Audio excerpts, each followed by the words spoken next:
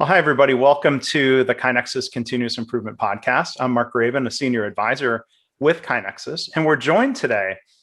We have two guests from one of our customers, Memorial Health System in Marietta, Ohio, and in that Marietta, Ohio area. They are Lynn Howell and Mary Huck, and they'll introduce themselves a little bit more. So let me first off say thank you for being here. Thanks for joining us.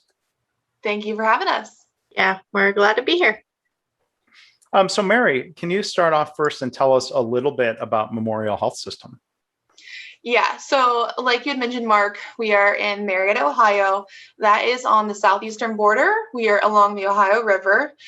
We have multiple sites and locations within about an hour's driving distance from the main Marietta. And we have inpatient and outpatient services, and we stay around 3,000 employees. And to hear a little bit about your backgrounds, because I know you have different professional backgrounds, but you've both ended up working in process improvement. Lynn, can you introduce yourself first? Yeah, so my name is Lynn Howell, and I have been with the organization for about 10 years. So I started here right after I did my undergrad, which was in respiratory science. I have a bachelor's of science in respiratory. I worked on the floors, worked in sleep lab, and that's kind of where I got introduced to lean. I did a bunch of Kaizens. That's when our organization had just started that, and became very interested in the department. From there, I managed some clinics and completed my master's at a high university. And then I joined the team about 4 years ago. So it'll be 4 years in August, I believe. And I completed my black belt with more steam. So I have a black belt in Lean Six Sigma. I have one kid, one dog, and I'm married. So that's my big story, I guess. Yeah. Well, it's a good rundown. And this is putting you on the spot. Do you remember what your first Kaizen was, or one of the first? Yeah, it was actually like World Hunger. So they were trying to do patient throughput, inpatient throughput. And so basically when they had brought in frontline staff, and I was a frontline staff member in respiratory at that time, they had like this big map up on one of the boardroom walls. And we were working through patient admission to discharge. And basically how those big Kaizens went kind of guided how our team worked from that point forward, because it was really hard to pull people out, frontline staff out for weeks at a time. But it was my first introduction. We got to present our ideas to admin on how to fix like our pieces of the puzzle, which was really great. And really I'm like, I like this, and it's something I want to learn more about. So yeah. Well, good. You were hooked. A good first experience. That's great. Mary, can you tell us a little bit about yourself and your background? Yeah, so my clinical background is my associate's is radiologic technology. So I started in the system a little over 5 years ago as a X-ray tech. And I then went to educational services. So I worked in the education department, teaching hospital orientation and supporting the ancillary departments. I transitioned to this role about 3 years ago as a continuous improvement specialist. And been loving it ever since. And I think we are still working on throughput, Lynn. So like you said, it's never ending. Yeah, I have a little bit of flashbacks when we have started this in the last year or so. Everything comes back. Yeah. Well, you're right. That is a big sticky problem. A puzzle is a good way to describe it. But I guess with each improvement, you kind of chip away at the problem. Is that fair to say? Yeah. Well, I think you calling it a puzzle is true, because that's one of the things I love about this job is we get to see all the different pieces and how they connect together. So that is a huge part of throughput, of understanding each different department's role together. Well, and I think the departments and the fields that you both come from are part of many different patient flows. So I don't know if that helps give you a better appreciation for, getting outside of your silo, if you will, and being able to look more broadly. Yeah, I've worked, respiratory and in the clinics. So I think it's always interesting to see when we talk about throughput, because we are an inpatient, outpatient health system, how those two interchange each other. One of our big projects I'm going to kind of bring up, but we're working on improving outpatient access, and now they kind of want to flip back to inpatient. And we brought up that improving outpatient access may hinder our inpatient flow because they utilize the same resources. And our team kind of a lot of times is the person or team that bridges those gaps because we are so familiar with so many different areas of the health system. Yeah, that's great. And Mary, I'll ask you the same question I asked Lynn. Do you remember what your first Kaizen, or one of your first improvements that you formally worked on was?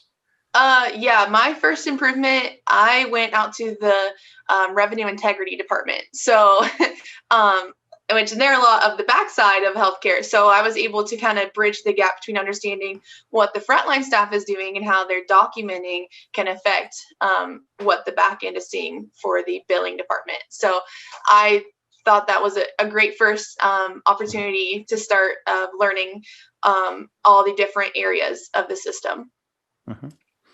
And so, so maybe Lynn, we have an opportunity now to take a little bit of a deeper dive into some of the terminology and methodology that's used there at Memorial Health System. I know you use the term process excellence. Can you tell us what that means and a little bit about your structure there? So that is our department's technical name, is the Process Excellence Department. And it kind of came about, our director went for operational excellence for his master's, and they kind of crafted the title off of that because it was a new department. They sent him for that, that master's program to lead our team now. A lot of people still call us the continuous improvement team or CI team. So I think if you would ask what that means in our health system, it really depends on who you're asking. So if you would ask admin, I think admin would say that means we're facilitators of change or initiatives. Basically, if they come up with an idea of something new that they want to try with their leaders or with the health system, or a big problem, they kind of present it to us, and we come back to them and say, this is what this would look like. If we want to work on this, this is how we think we should approach it. Kind of give them that guidance on they're big thinkers and we're the doers sometimes, how that works. So I think if you would ask the frontline staff that we work with, they would see us as helpers. A lot of times when we do go into areas, we are just there to improve their flow, whether it's helping them figure out how to work Excel, which seems really silly, but it literally can change a frontline staff member's day, and we're there to listen. So I think if you talk to people we've worked with, frontline staff, they just see us as blending in. They see us as a help. They know that we mean change. Sometimes they're hesitant when we first show up. So that's kind of people that haven't worked with us at all. They just usually see us as someone admin sent sometimes and don't know why we're really there till we start working with them. And then leaders or people we're coaching through the different belt systems, they just see us as a guide. I think they sometimes aren't sure why they need a coach until they meet with us for a while, and they're like, and then they just keep coming back even when they don't have to anymore. So it's funny you talk about those different names, and is it fair to say they can call you whatever they want as long as they call you in to help and coach? Yeah. We always say we're available if you need us, and I don't really care. Sometimes I even call us the CI team just so people know that to reference. So it really doesn't matter to me what they call our department. Sure. Anyway, you talk about, kind of the need, the time and the place for helping. Sometimes you have to step in and do. I mean, and in healthcare, it can be a challenge to get people's time dedicated because patients are still coming in. Like sometimes people use the analogy of, trying to replace an engine on an airplane as it's flying through the air. You don't have the luxury of calling timeout, shutting things down. What are some of the ways that you help navigate some of that? I would say as we're going into projects, we don't start having work sessions until they're needed. So since we follow DMAIC process, we really spend a lot of times just doing observations. And in those observations is where we start to build those relationships and kind of talk to them while we're going through the project. But if we are recruited to do a project in an area, we will tell the leader we need to have time with the staff and you need to give them that time. It's kind of setting that expectation up front that we will need the staff help to do this. We're not going to come in and just give you the answers because we don't know them. So recently I was in the wound center. So we had like weekly work sessions, 1 day a week for an hour, and they had their lunch and, we had great feedback. And then as we don't need them anymore, we can taper them off as we like move into improve and control. I think that's pretty consistent across the board as far as projects and getting that time. Now, leaders, they have a harder time even with that, just stopping to do coaching. A lot of times for us is just telling them you are already doing the work. You're doing this stuff. And we utilize KaiNexus to track that work. And right now you're doing all this work and no one even knows you're doing it and you're butting up against people. So sometimes once we can get them to see that and really know that that's not an extra step, it's to help them and to be able to celebrate all the hard things that they're working on. It really starts to sink in with them. Yeah. And Mary, I'd like to come back to you in a second to talk about your title and role of CI specialist. Lynn, what's your title there within this? Yeah, I'm a CI specialist as well. So we're the same. So you're both CI specialists. So I was going to bounce it back over to Mary. If you could maybe elaborate on what, like maybe there's the formality of what the job description says. You don't have to read the job description, but there's the formal role. And then, what do you try to make of that role being a CI specialist? Yeah, the formal role is leading improvement projects. But really, we start observation somewhere and we set our KPI from the beginning. This is what we're going to track. But when you get in there, there are all these other little things and that you kind of become that person for the staff. They'll come to you with little questions and if you're able to do that, that we can get their buy-in that way. They start to trust us. And they see that we are here to help them. And we kind of become a middleman for them. So we try and be their voice when we can to represent them and how we can help them in their daily work and what they see and hear and what our patients hear and see how it is for our patients. So, and with coaching, we kind of sometimes become just someone to bounce ideas off of. A couple of years ago, we started, we have a program initiative called Value Enhancement, and every leader in the organization was required to do some sort of project or just do it and to track it in KaiNexus. And so our team divided up different leaders and who we coach. And I was lucky enough to get a couple who, even though when we took a break on value enhancement, still continued wanting to meet and just doing that coaching. I think just to double check, getting that second input, kind of were their internal consultant.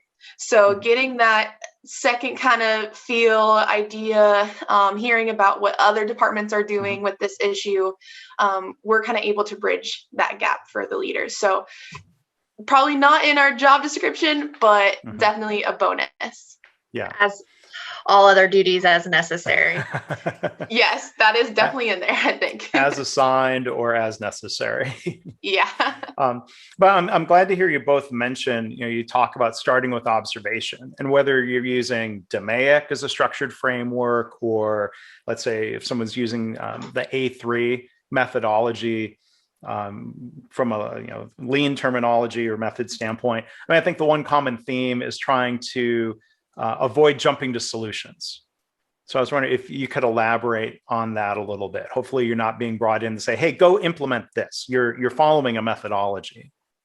Well, we may be brought in and told that, like, this is our goal. We want to add staff, or we want to get rid of, we want to get rid of staff. And we always say that's not what we're going to do. But we will kind of go in and say, you guys really thought the problem was X. And then when we dove into it, we've seen all these other things. And I think one of the best things for our project is that we basically guide the project. So we are the ones that are saying, this is what's actually happening, because we'll go into projects and the leader's perception of what's actually going on is a lot different than what is actually going on. And once we start doing observations and we're able to bring that back to the leader, and they're like, oh, I didn't know that, or I didn't ask that, or along any of those lines, we're kind of able to shift that leader. Because a lot of times the leader thinks that they need to do the work or they know the answer. I coached a supervisor. He was sitting through yellow belt class, and he's like, they just need to work harder. That's all they need to do, you know. And if this other department would fix their problem, then we wouldn't have a problem. So when I was coaching him through his yellow belt project, with the solution that they implemented was something that didn't have anything to do with that other department and help them reach their goal. And he's like, yeah, Lynn really had to like beat me up to get me there, but I understand. He ended up eating his words. Yeah, he did. So I'm like, you can't go outside and tell other people what to change before you can say you've optimized yourself. And I think that's something that we bring, again, like just knowing this health system, the ins and outs of a lot of places, being able to talk to frontline staff, like they'll question why something happens. Well, actually, you know, this is the process for that. And they're like, oh, I had no idea, because they're stuck in their silos. They don't have time or get that time to go and see and the customers on the other end or those that are feeding them their work. Yeah. And I think when we go into areas, we get to ask the dumb questions, you know, so like the leaders, they're supposed to be the ones who know it all. And we get to ask, we call it the dumb questions, but there's no dumb question, but we get to ask why do you do it this way? And I think that helps a lot understand the process and the history and the background to it. It helped, or this other department changed what they were doing. So to help, you know, we had to change this way, and we're able to be like, well, I don't think they're actually doing that anymore. So that's kind of nice when we are able to do that. Yeah. Well, there's a real advantage and a benefit to coming in fresh eyes, maybe, is a more positive way of framing it, right? Because you're right, they're not dumb questions. I mean, you know, some people use language around, humble inquiry. Like you're asking questions that you don't know the answer to. Help me understand. Let's figure this out. And we don't understand their process, so that's why we have to get to that. And I think when we start asking why, it starts maybe making the staff ask why as well, because when they're in it every day, you know, it's just their life. They don't really always understand that there's another way. Yeah. And Lynn, back to your point about coaching. I mean, I love the way you describe, sometimes a coach has to disagree or push back or challenge things. Like you said, you might be brought in.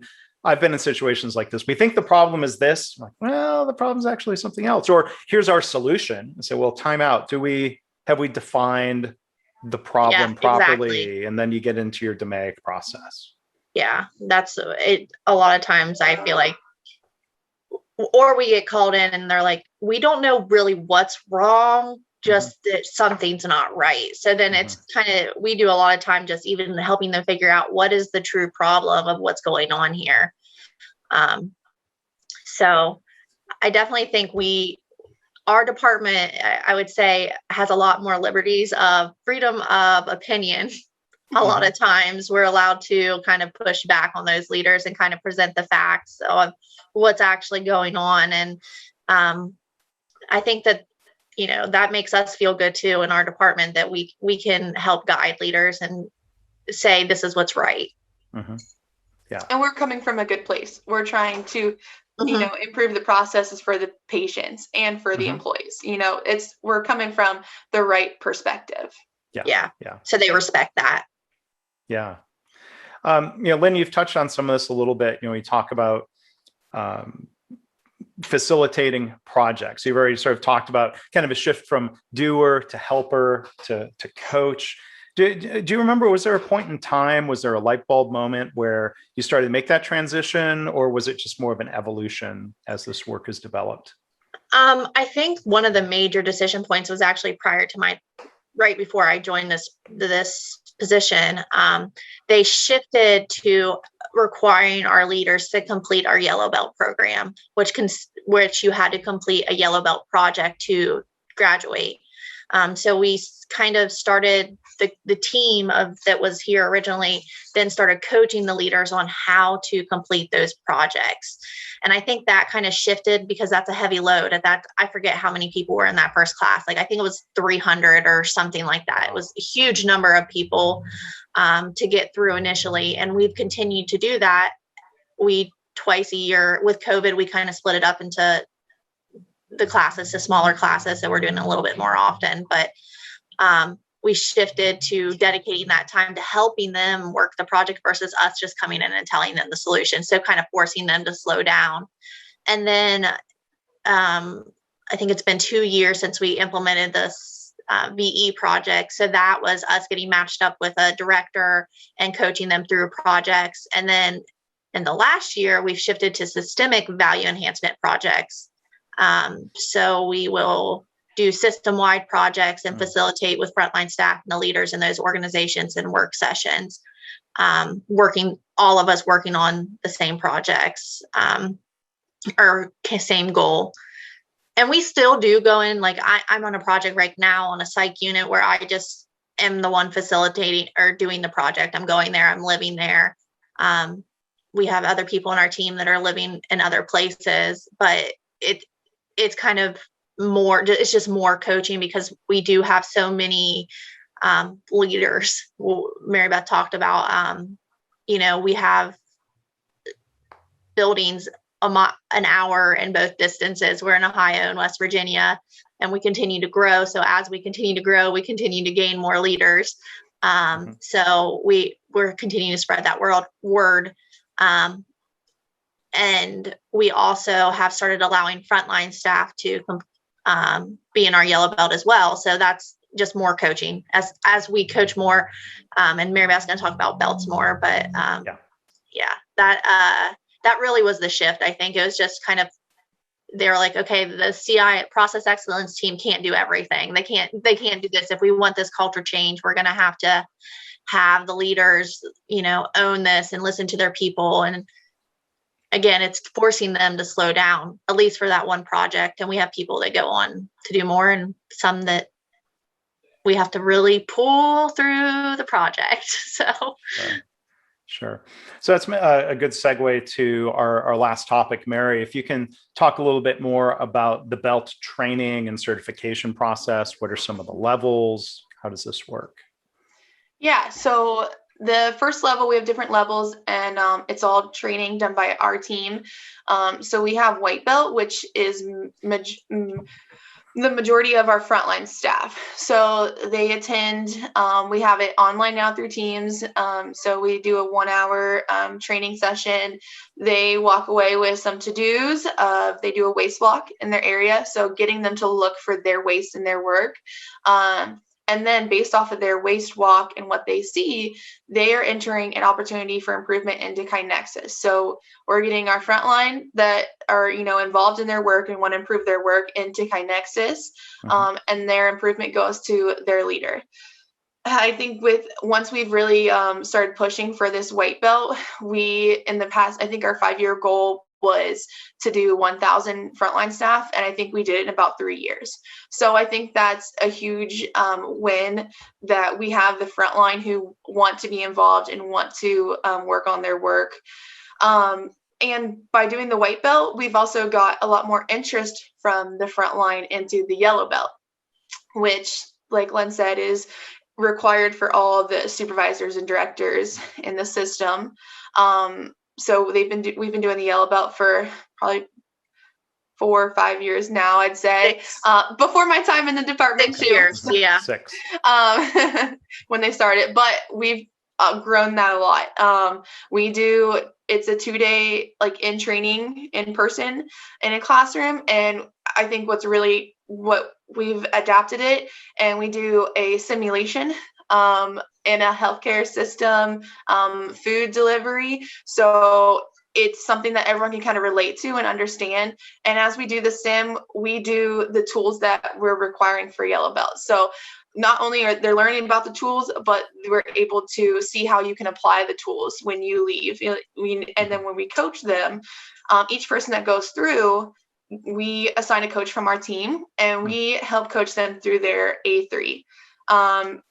Each of their projects are submitted in KaiNexus. We've built a template, and it has like the DMAIC phases in it and the different tasks that we require under each phase of the DMAIC. And I know a lot of us, when we're coaching, we have KaiNexus up, and that's what we're following. It's their guide and it's our guide to keep us on track of their to-dos. And then once they complete all of the required tasks, they get to present at leadership roundtable, so to their fellow leaders, or we have them present just one or two at our monthly meeting with the admin team. And that's been, honestly, I think that's been a huge win for our leaders getting to do that. And our admin team, are paying attention, and they're super involved, and they're asking questions and follow-up questions. And I think it's been a great connection, showing our admin team as well the work that our leaders are doing, improving their areas. And then once they complete their yellow belt, we do have the option for green belts. That is an additional 3 A3s that we require. We have a different template built for green belts in KaiNexus. And again, they still have their one-on-one coaching, but we are more hands-off with them. So they don't require as much, I don't want to say hand-holding, but as much one-on-one time, because they have completed already, and they do know what the expectation is and how to do the tools. So yeah, well, it's an effort and a culture that has really grown. I had the opportunity to come visit the main hospital. It was maybe 8 years ago, when your director Mike McGowan was doing the MBOE program at Ohio State that you mentioned earlier. I was coaching and mentoring him, so I had a chance to come to visit, and it's just been great to hear how the team and the effort has grown over time as he's been put into this role. The team has built and grown, and we're really, really happy that y'all are KaiNexus customers and that we can be part of that equation. Yeah, and I think to show that more people are involved, we also have leaders who are going for their black belt. So it's not required for their job. So we have some nursing leaders in our quality department as well, who are going for their black belt. So I think we're definitely growing the culture little by little here. Yeah, I was going to touch on Mary Beth, that our team is required to do a black belt program as a new member. That's basically your first year. Your job is to complete the black belt through more STEAM, and then that's 2 projects and a test. So that's your first year, and and Mike, when both of us joined, our director, he made sure to put us in areas that we weren't super familiar with. So I didn't go to clinics, and I didn't go to inpatient. I went to pharmacy. So just to help us grow. So we actually have 2 new team members that aren't healthcare at all. So it's been interesting to see them adjust to that role as well. So yeah, because when you're sent to an unfamiliar area, you can't fall back on, well, I've seen this before, I know the answer. That shortcuts the DMAIC process or undermines it. Yeah, definitely. Yeah. Well, thank you for sharing so much about what you've done and what you're doing. Maybe as a final question, what's one thing that's on your mind in terms of what's next, for the rest of this year or beyond? What's next for you or for your process excellence team? You can go ahead. You've been working with the. I think for what's next for us is we're just continuing to kind of dive into inpatient world. I think while the initial project, the first ever big project they did was throughput, I feel like it then went more to worry about outpatient clinic operations, that kind of stuff. And we're really diving back into inpatient ED throughput, and kind of, like I said, connecting the outpatient world that we know so much about and the inpatient flow that's so broken, which is in healthcare is even more challenging. COVID pushed a lot of people to a lot of different places. We've changed how we're staffing and all kinds of different things. But I think just that is really what the main focus for our team is going to be in the next year. I think is really focusing on the patient's experience and how outpatient and inpatient affect each other. I feel like we're at that point, and we have some really great leaders, physician leaders, as well, that are really behind that, and we're having the right talks and the right people there. So, and then I don't know all the other things. Well, I know, like for myself, I'm working on observations in all the different areas that use our EHR and seeing how we can improve their processes by improving the EHR. So how our EHR can help us. That's one thing I've been getting to start on.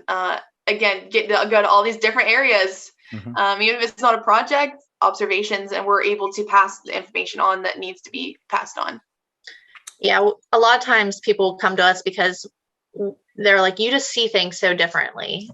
So that's what Mary Beth, the person from IT, works with our team pretty closely, and wanted someone from our team to go and watch. Even though they have people from IT looking, they want us to look too. That's another big effort. You went from, you described the whole patient flow experience as world hunger, maybe working on the EHR, that's world peace. That's another big one to take on. Yes. Both things that I don't think we'll ever stop working on in our careers. Yeah. Well, keep working at it. I'm glad that you're doing that. So again, our guests today have been Mary Huck and Lynn Howell. They're both continuous improvement specialists with Memorial Health System. So thank you for being the guest here today. Thank you for being a KaiNexus customer, and thank you for sharing about what you're doing. Really appreciate it. Thanks. Thank you. This was fun. Yeah, well, it was fun. Good.